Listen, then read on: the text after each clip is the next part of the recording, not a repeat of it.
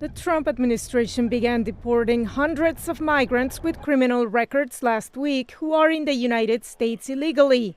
Deporting undocumented migrants without criminal records isn't off the table, said border czar Tom Homan during an interview Sunday on ABC's This Week show.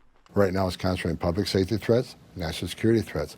That's a smaller population. So we're going to do this on priority base, as President Trump's promised, but as that aperture opens, there will be more arrests nationwide.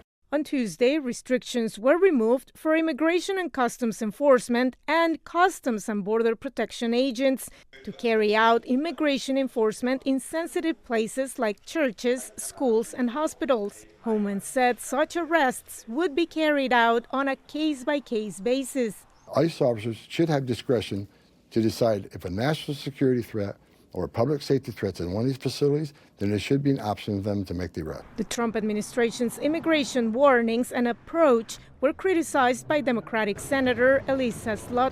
I think that's more of a signal to try and keep people from coming to the border, trying to get in, and it's part of this transition that they're not quite into yet between campaigning and governing. The U.S. military has been tasked by President Donald Trump with aiding border security. U.S. military planes are already being used for deportations, but the military's role should remain in line with the Constitution, Senator Slotkin pointed out. According to our Constitution, you can go in supporting roles, logistics, driving, setting up facilities, setting up, border locations, whatever.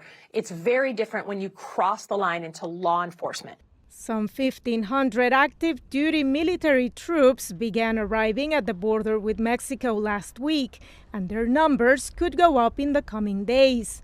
Homan said Sunday the troops' presence sends a, quote, strong signal to the world our border is closed. Veronica, Balderas, Iglesias, VOA News, Washington.